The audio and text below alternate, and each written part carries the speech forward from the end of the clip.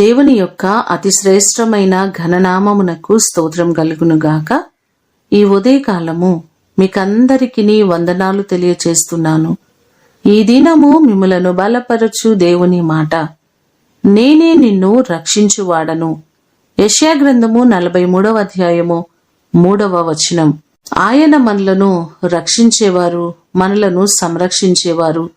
కీర్తనలు 37వ కీర్తన 40వ చరణాన్ని కూడా చూస్తే, యెహోవా వారికి సహాయుడై వారిని రక్షించును, భక్తిహీనుల చేతిలో నుండి వారిని విడిపించి రక్షించును అనే మాటలు మనకు కనబడుతున్నాయి.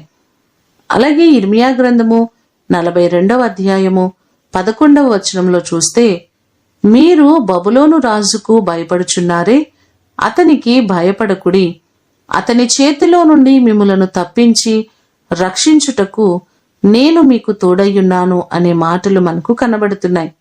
ఏ పరిస్థితుల్లో ఉన్నప్పటికీ ఆయన మనలను రక్షించుటకు సిద్ధంగా ఉన్నారు. మీరు అనుభవిస్తున్న ప్రతి కష్టములో, ఇబ్బందిలో, శ్రమలన్నిటిలో నుండి ఆయన మిమ్మును రక్షించునుగాక. ప్రార్థన చేసుకుందాం. పరిశుద్ధుడైన తండ్రి, మీ పాదములకు వందనాలు, స్తోత్రాలు.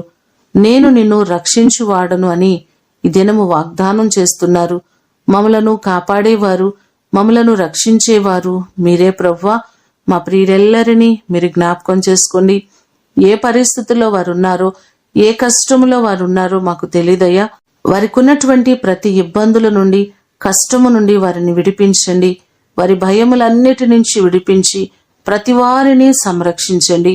మీరు తోడుగా ఉండి ప్రతి వారికి క్షేమాన్నివ్వండి. ఈ దినము కొరకు వందనాలు. ప్రయాణాల్లోని కాపుదల క్షేమాన్నివ్వండి. పనిపాటల్లో అన్ని విషయాలలో మీ కృపా సమాధానములు ఈ దినమంతా కూడా మీరు మాకు దయచేయమని యేసు అతి ఘనమైన నామమున అడిగి వేడుకొని పొందియున్నాము తండ్రి. ఆమేన్.